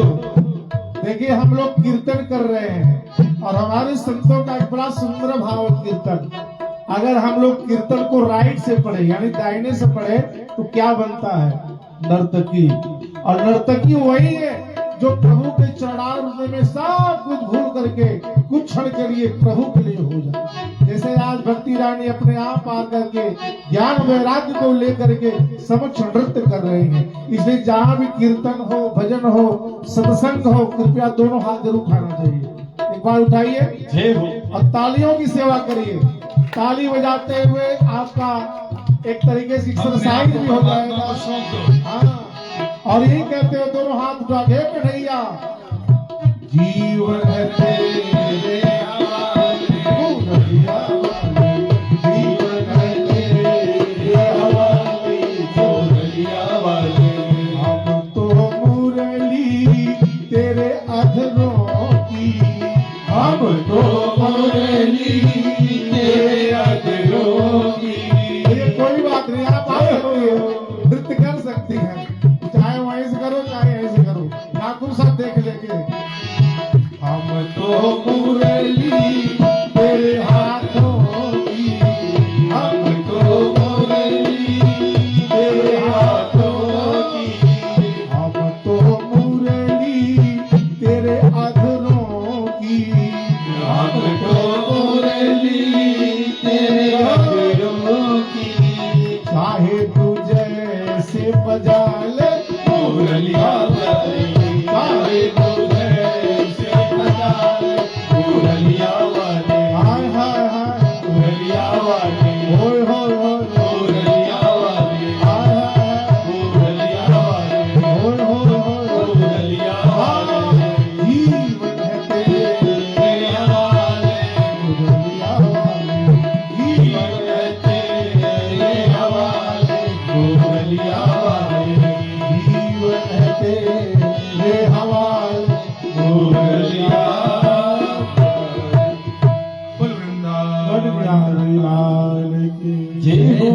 यहाँ पे भक्ति महारानी खूब नृत्य की है और नृत्य करते करते नारद जी के चरणारविंद में लेट जाती हैं और कहते हैं मैं अपने जीवन को प्रभु के चरणारविंद में स्थापित करना चाहती हूँ। हे नारद जी, मैं नहीं जानती कि पृथ्वी में कैसा जादू फैला है। मैं वृंदावन के अंदर आई, आते ही जवान हो गए, मेरे बच्चे बूढ़े हो गए, अब मैं दोबारा ऐसी चोट खाना नहीं चाहती। तो आप मेरे को कोई ऐसा स्थान बता दो जहां मैं अपने पुत्रों के साथ सुरक्षित रहूं और प्रभु का ध्यान करती रहूं। तब नारद जी ने देवी भक्ति को आदेश किया कि हे देवी भक्ति, आप अपने दोनों पुत्रों के साथ में वैष्णव जन के हृदय में जाकर के वास करो। तब से भक्ति महारानी आप वैष्णव जनों के हृदय के अंदर ज्ञान और वैराग्य के साथ में आप लोगों के हृदय के अंदर वास करती है। बोले भक्त वत्सल भगवान की जय हो, भक्ति महारानी की जय हो, भागवत महापुराण की जय हो, जय जय श्री राधे श्याम। अब घड़ी आगे और बढ़ने का इजाजत नहीं देती। सभी लोग अपने अपने आसन को प्रणाम करेंगे। देखिए, जब भी कथा में या पूजा में आप लोग जाते हैं, बैठते हैं, चाहे वो आपके रोज की पूजा हो, अपने आसन को जरूर प्रणाम करना चाहिए। यदि आप बिना प्रणाम किए उठ जाते अपने आसन से ना, तो उस आसन पे बैठ के आपने जितना जप तप किया है ना, उसका सब फल देवराज इंद्र के अकाउंट में चला जाता है। उनको फल उनको मिलता है, आपको नहीं मिलता। तो आपने 3 घंटा बैठ करके तपस्या की है और इसका फल को दूसरा ले जाए, ये बर्दाश्त होगा क्या? नहीं ना। तो इसके लिए भगवान इंद्र का सुमरण करते हुए अपने सीट को आप प्रणाम करिए और बोलेंगे ओम शक्राय नमः, ओम शक्राय नमः। अगर ये नाम याद ना रहे तो सरल नाम बताऊं, इंद्र चोरायण। चोरायण क्यों? आपके जाप तक को चुराता है ना वो, ये याद रह जाएगा आपको। और आसन को अपना फोल्ड करके उठना चाहिए। उठ जाइए, आरती करेंगे।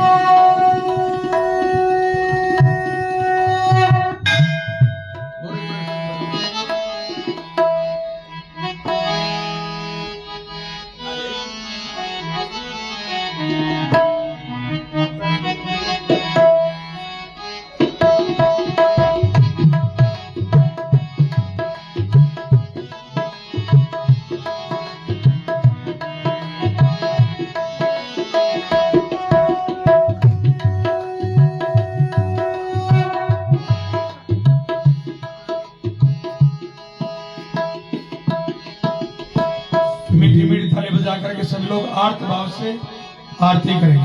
श्री भागवत भगवान की है आरती, पापियों को पाप से है आरती। श्री भागवत भगवान की है आरती, पापियों को पाप से है आरती।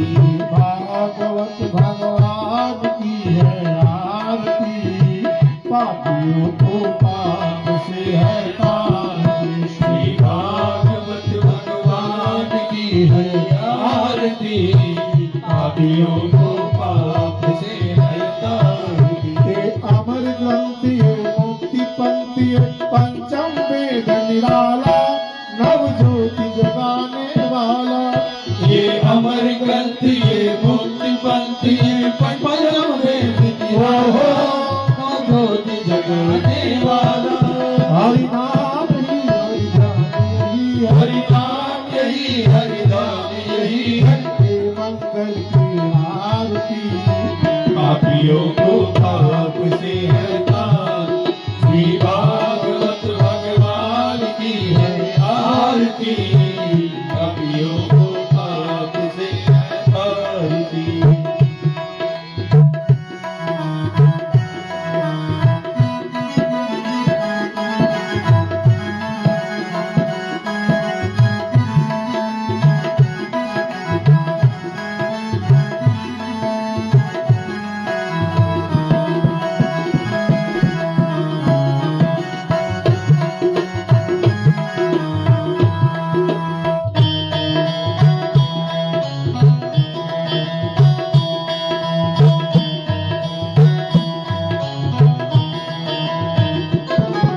शांति गीत पावन पुनीत पापों को मिटाने वाला, हरि दर्श कराने वाला।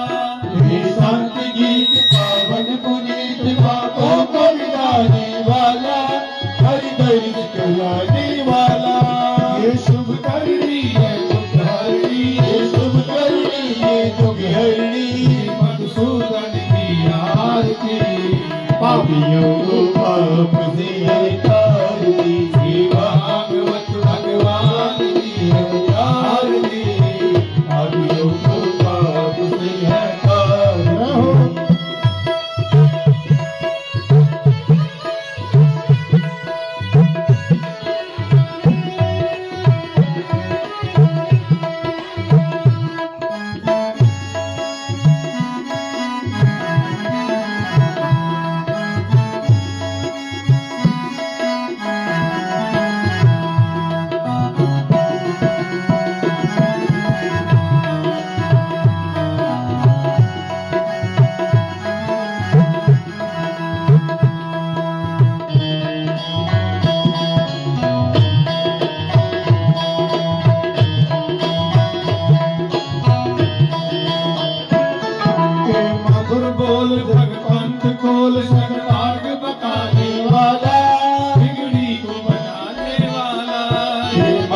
बोल भगवंत खोल सतमार्ग बताने वाला पीढ़ी को बनाने वाला मधुर बोल भगवंत खोल सतमार्ग बताने वाला पीढ़ी को बनाने वाला श्री राम घनश्याम यही श्री राम यही घनश्याम यही श्री राम घनश्याम यही श्री राम यही घनश्याम यही की महिमा की आरती पापियों को पाप से हटार दी श्री भागवत भगवान की आरती पापियों को पाप से हटार दी भागवत भगवान की आरती पापियों को पाप से हटार दी भागवत भगवान की आरती पापियों को पाप से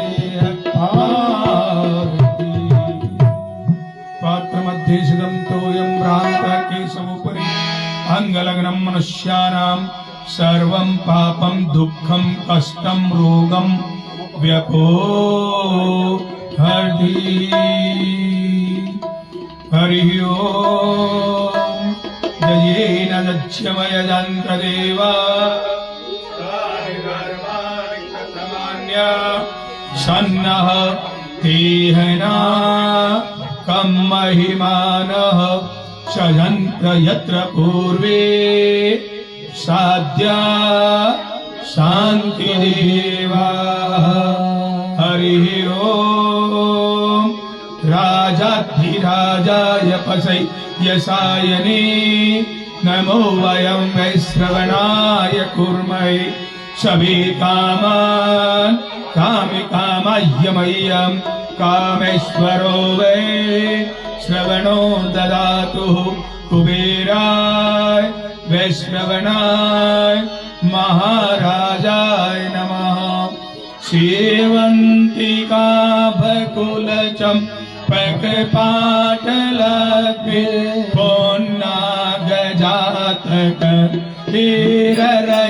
हीररसालपुष्प बिल्वात्रवाल तुलसी जलमंजरी में शाम्भुजया जगदीश्वर में प्रसीदा नाना सुगंध पुष्पाणि यदा कालोद्भवानि च पुष्पाञ्जलिर्मया दत्त्वा प्रियाण परमेश्वर मंत्रपुष्पाञ्जलि समर्पयामि नमस्करोमि त्वमेव माता च पिता त्वमेव बन्धु सखा त्वमेव विद्या द्रविड़ त्वमेव सर्वं मम देव कायेन वाचा मनसेन्द्रियैर्वा बुद्ध्यात्मना वा प्रकृति स्वभावा करोमि यद्यत् सकलं परस्मै नारायणायति समर्पयामि अच्युतं केशवं राम नारायण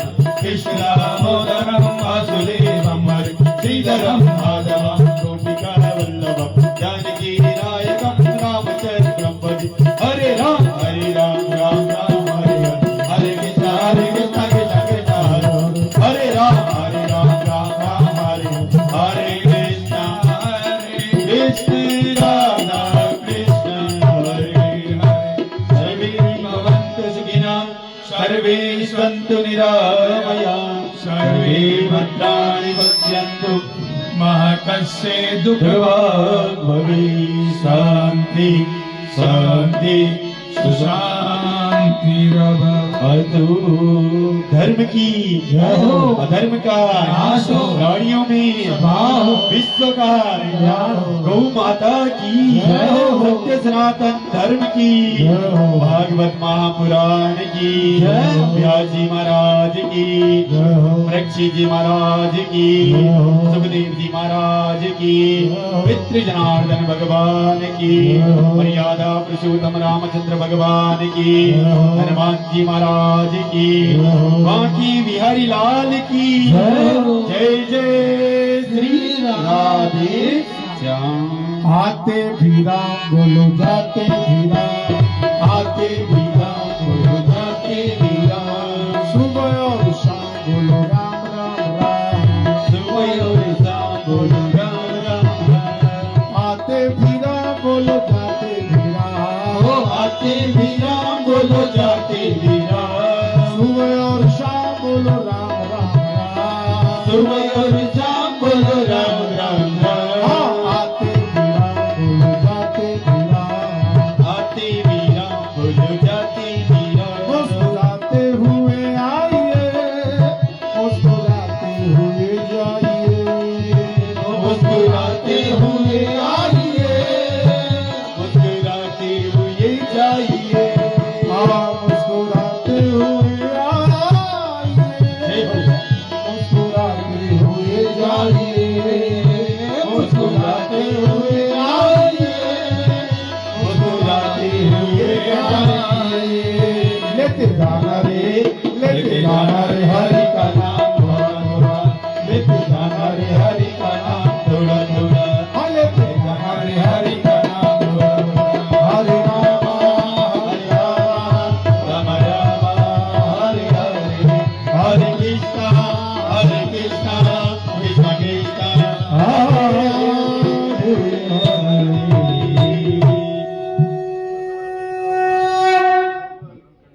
बोल भाई।